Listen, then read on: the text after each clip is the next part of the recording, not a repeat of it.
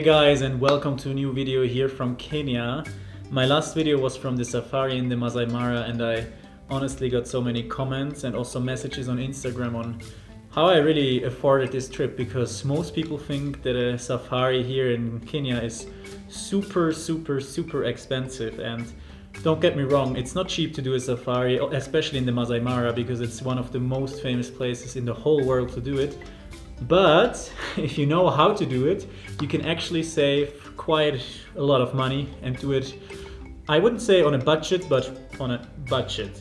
You can't make it super cheap because there's other places that are obviously cheaper, but you can save a lot of money compared to the package trips and especially the luxurious campsites inside the Masai Mara, because they are, you will spend thousands of dollars for almost the same experience. So today I will tell you how you can travel the Masai Mara on a budget. So I actually made a little list here with what I've actually spent, because I'm not a person that plans his trips like really exactly. I just book what seems cheap, and then in the end I have a list here where I see what I actually spent for you. So let's break it down. I have different categories. It's one category is for the accommodation, and the thing is, in the safaris the food and the accommodation is usually coupled together. Then I have the costs for the safari guides, which show me around with their vehicle in the park. And believe me guys, they're absolutely essential because they will find the animals for you.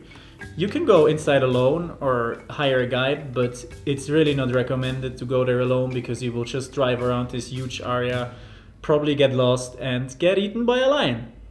Not so nice. Then we have the entrance fees of the park, which are pretty high, but I will talk about that later. And then I did some other activities, not only the safari, which is totally optional, but I will also talk about it a little bit. And a really important thing, in Kenya, people are expecting tips from you if they do services like tour guiding and stuff, so that's something you have to consider. And then, of course, the last thing, you have to actually get to the Masai Mara, which can be super cheap or super expensive. And it totally depends on the way you travel there.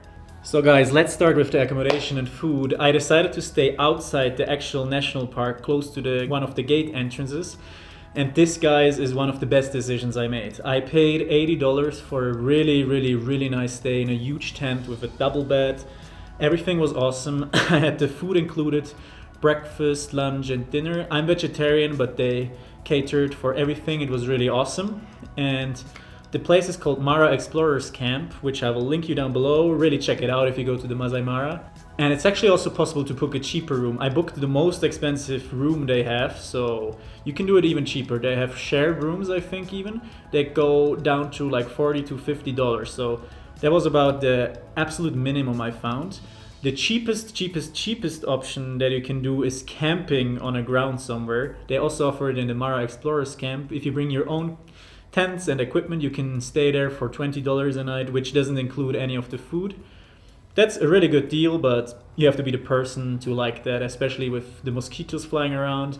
I was really happy to have the $80 room, which was completely awesome, and I can highly recommend it to anyone. Especially if you're two people, you can share it and it will be a super price. Then second up is the safari guides, and here guys you have a lot of options. If you could travel with a package deal, then the problem is you don't really have options, so they just put you in a group. What I did is I landed on the airstrip in the national park on my first day, and I booked a half-day private guide for $100, which included everything, and he drove me around, just me, so I could do videos, pictures, wherever I wanted and how long I wanted, because there was no one else that was with me. So that was super awesome to take pictures. And on my second day, I actually took one of the share tours that the Mara Explorers Camp organizes. There you pay $60 for the whole day, which is an absolute super deal. It's the best deal I found anywhere. It means you start at 6:30 in the morning, take a lunch with you that is from the hotel, and you come back at 6. So it's almost 12 hours with some breaks of safari for $60. Guys, this is absolutely unbelievable. I was so happy to find this, and if you go to the Masai Mara and travel on a budget, this is key. Then probably the most expensive expense when you go to the Masai Mara, the entrance fees. Because whenever you go inside the Masai Mara National Park, you have to pay the entrance fee, which is $80 for non-residents. like me, I'm a foreigner. And the next day you have to pay another $80 if you do another safari. So if you do safaris for 2 days, you pay $160. If you do it for 3 days, $240, and it goes on. I did safaris for 2 days, so that was $160. That might sound like a really high number, but guys, it's really worth it because the Masai Mara is one, if not the best safari place on the whole earth, and the people there are doing exceptional work. Also, they take a lot of care of the animals, so they avoid poachers as good as possible. In the Masai Mara, it's really hard for poachers nowadays, so that's a really huge plus. The money you actually spend goes into the park, so that's really good in my opinion. The next thing on the list is other activities that you will do during your stay in the Masai Mara. As I already said, this is completely optional. I decided to visit the local school, which was free of charge, and they showed us around. We could talk with some of the kids, which they were not forced to, obviously. And it was completely free of charge, but you could donate some money for the school, which I gladly did because it was a good cause. And in my case, in the Mara Explorers Camp, there were some other options to do, and I decided to go for a nature walk in the bush with some Masai people. 2 local Masai people showed me around. They let me they let me see the poop of different animals and told me what I can know just about the poop, and when I saw different trees, how can I know which animal was there, etc., etc. And these 2 Masai people, they lived there their whole life. They know everything about this place, and it was so interesting to walk around with them, and they were so welcoming. It was really one of the best experiences on my trip, except seeing the animals, obviously. And this activity, for example, was $30. And as I said, there's tons of options like this if you stay in the Mara Explorers Camp, but probably also if you stay in other places. So you should also calculate some money for other activities that you would like to do on the way. Actually, I need some water now. I only have this huge bottle of water.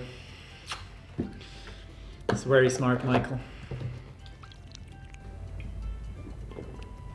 Then we have just 2 more things to talk about. In Kenya, people will expect tips from you, especially if they do services for you, like being a tour guide or your driver for the whole day.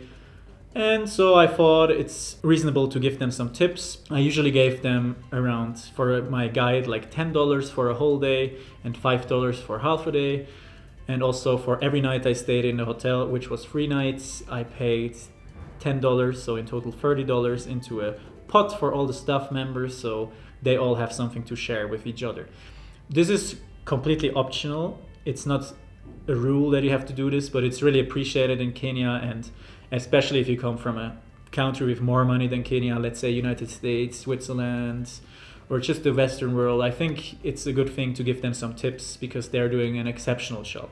Then the last point, which is a bit tricky because you can do it really cheap or really expensive, is the transportation to the Masai Mara. Probably you will arrive in Nairobi, which is the biggest city and the capital of the country.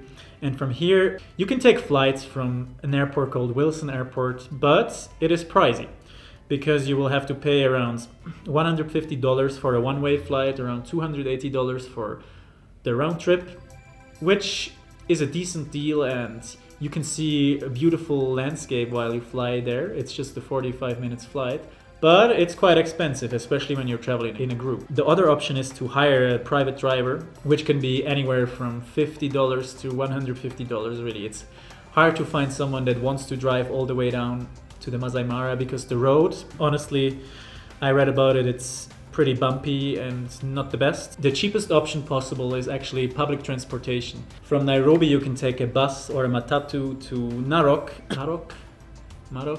which is a city on the way to the Masai Mara. This will cost you around $5 usually. The problem is, once you're there is no official public transportation anymore. There is people waiting there for tourists and also for local people traveling. So once you're there, you can try to find a driver or join a shuttle bus, but the conditions of these buses are, let's say, a bit funny. You will usually meet a chicken. It's definitely interesting to travel by bus in Kenya, but that's another story. And if you do this from Nairobi to the Masai Mara, it will cost you probably between $10 to $20, something like that. Another option is to take a taxi from Narok, which would be more money, like $30 to $60. I didn't try it, but this is what I found on the internet. So there is a big discrepancy from the transportation. I would say if you travel alone, it's worth taking a plane because you have really nice views and it's not that much cheaper to take a taxi or something. But if you travel in a group, definitely hire a private driver because it will be so much cheaper and not as comfortable, but it's worth the difference of the money. So guys, the final question obviously is, how much money do you have to spend if you travel the Masai Mara on a budget? And the answer is not just one sum. It's, again, a huge number. The cheapest, I would figure it out for a 3-night, 4-day trip to the Masai Mara with a lot of activities. How I did it would be around $400, which is super cheap. And on the more expensive side, it would be up to $1,000. This is if you take a private driver like me for once in the safari, take a plane for both ways, and also have the more expensive room.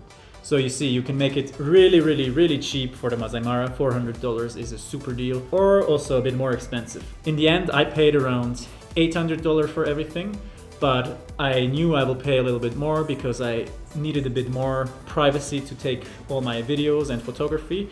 I can't just join groups all the time because I will annoy them. Like, imagine me running around with the camera everywhere and like, let's wait 5 minutes more for this random animal there. It doesn't really work if you do videos and content like me, so I paid a little bit more, which is okay. As a last thing to say, I highly recommend going to the Masai Mara, really. If you are in Kenya and you don't go there, I will slap your face. You will miss something. It's just one of the best experiences I had so far. And if you haven't checked out my video from last time yet with my first day in the safari, definitely do it. If you like this video, I would appreciate if you leave a like and subscribe to my channel. If you have any questions about this video or the Masai Mara in particular, feel free to leave a comment or also hit me up on Instagram, which you can find in the description. And I'm happy to answer all your questions. I will now show some more highlights of my safari from the second day, and I hope you guys really liked the video, and I see you guys another time.